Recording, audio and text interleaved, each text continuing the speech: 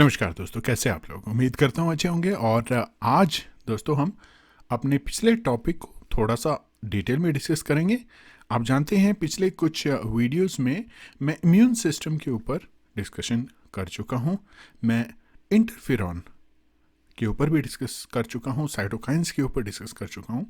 तो मुझे लगा कि एक वीडियो साइटोकाइंस को लेकर बनाना चाहिए, और जिसमें सबसे पहला जो सेक्शन है उसमें मैं डिस्कस करूंगा कि इन्नीट इम्यून रिस्पांस में कौन से साइटोकाइंस होते हैं जो इंपॉर्टेंट होते हैं।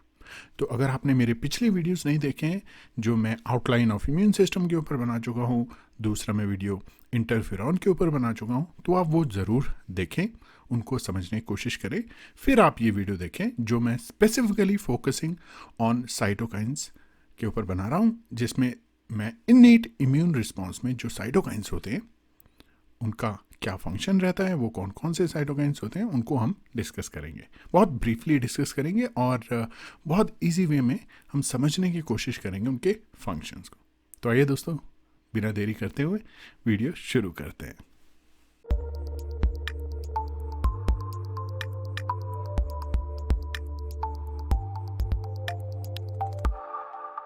दोस्तों, आज हम डिस्कस करेंगे साइटोकाइंस।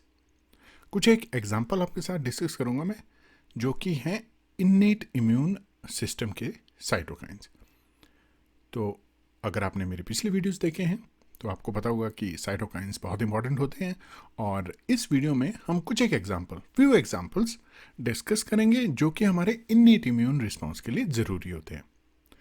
तो इसमें हम 3 अलग अलग सेक्शंस में हम डिस्कशन करेंगे। फर्स्ट, साइटोकाइंस कौन कौन से होते हैं। दूसरा, सेल्स कौन कौन सी होती हैं जो ये साइटोकाइंस प्रोड्यूस करती हैं, यानी secreted by what kind of cells. और तीसरा जो है, फंक्शंस, यानी उनका इफेक्ट क्या रहता है हमारी बॉडी के ऊपर, अलग अलग सेल्स के ऊपर क्या इफेक्ट रहता है। तो पहला दोस्तों हम डिस्कस करेंगे इसमें IL-1, जिसको कि इंटरल्यूकिन 1 भी कहते हैं।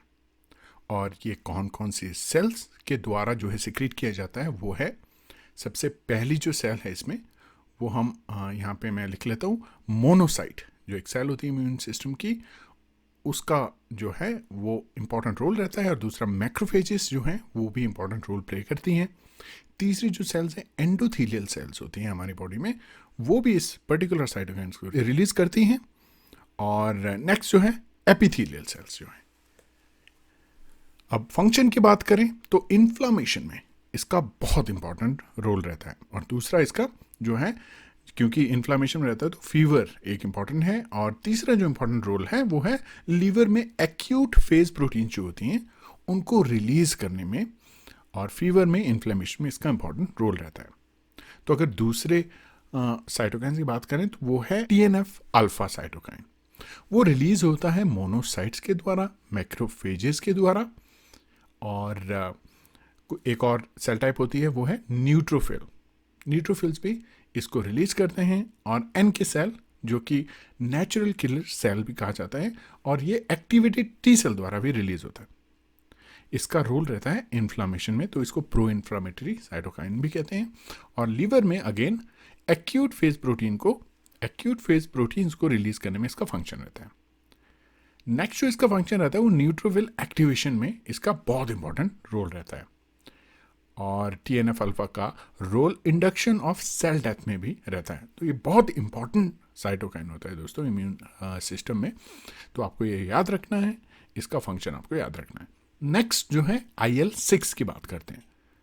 जो IL-6 साइटोकाइन है, इंटरल्यूकिन 6 जो साइटोकाइन है, वो मैक्रोफेजेस द्वारा रिलीज किया जाता है। और दूसरे जो सेल टाइप है वो एंडोथीलियल सेल्स भी इसको रिलीज करते हैं। TH2 सेल्स जो है वो भी इंटरल्यूकिन 6 को रिलीज करते हैं, और इसका बहुत इंपॉर्टेंट रोल रहता है। तो फंक्शन में पहला जो है, एक्यूट फेज प्रोटीन को रिलीज करना है।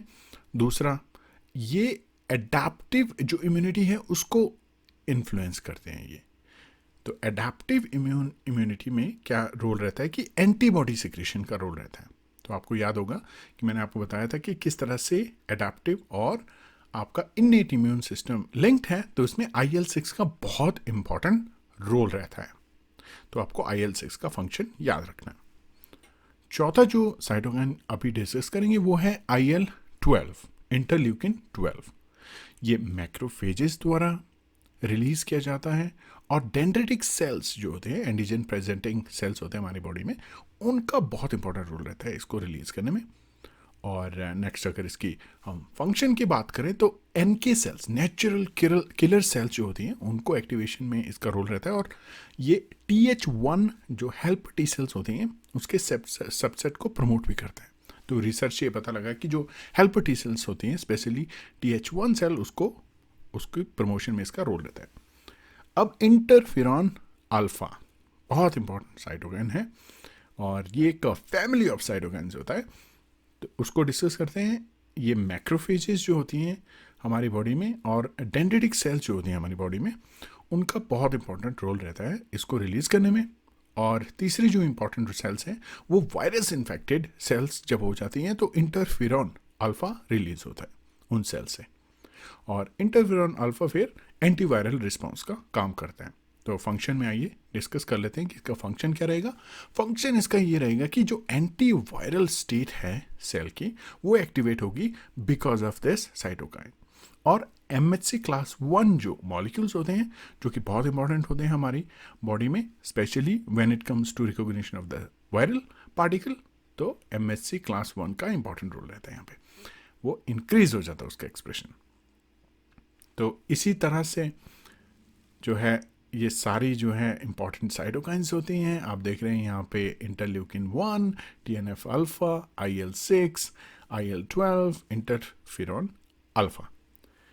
तो ये सारे इंपॉर्टेंट साइटोकाइंस होते हैं हमारी बॉडी में जिनका बहुत ही असेंशियल रोल रहता है अलग अलग फंक्शंस में, और सारे जो हैं एक तरह से हमारी बॉडी को प्रोटेक्ट करने का, हमारी बॉडी को इन्फेक्शियस एजेंट से डिफेंड करने का रोल प्ले करते हैं। तो उम्मीद है दोस्तों कि आपको जो है इस वीडियो से, इस शॉर्ट वीडियो से इन साइटोकाइंस के बारे में सही इन्फॉर्मेशन मिली होगी। आपका जो है अच्छे से इस पर्टिकुलर टॉपिक के ऊपर अगर आपने ऑलरेडी पढ़ा हुआ तो एक अच्छा सा रिवीजन आपका हुआ है जिसमें आपने जो है ये सारे जो फंक्शंस जो हैं वो समझ लिए हैं। तो अगर एग्ज़ाम्स की बात करें, रिसर्च की बात करें, तो सभी जगह पे इन साइटोकाइंस की इंफॉर्मेशन, इनके बारे में जानना बहुत ज़रूरी है, क्योंकि अगर आपने इन्नेट इम्यून रिस्पॉन्स को इन्वेस्टिगेट करना है तो एक्सप्रेशन ऑफ दीज मॉलिक्यूल्स आपको स्टडी करना पड़ेगा कि ये कब रिलीज़ हो रहे हैं, कितने रिलीज़ हो रहे हैं। तो अगर एग्ज़ाम्स की बात करें तो एग्ज़ाम्स में भी बहुत सारे क्वेश्चंस होते हैं जो कि डायरेक्टली इनडायरेक्टली पूछे जाते हैं, और आपको इनके फंक्शन अगर पता है तो आपको बहुत इजी हो जाता है आंसर देना। तो उम्मीद है दोस्तों आपको वीडियो अच्छा लगा होगा और आपको सही जानकारी मिली होगी। आपसे एक ही रिक्वेस्ट है, चैनल को सब्सक्राइब करें और वीडियो देखते रहें। धन्यवाद दोस्तों।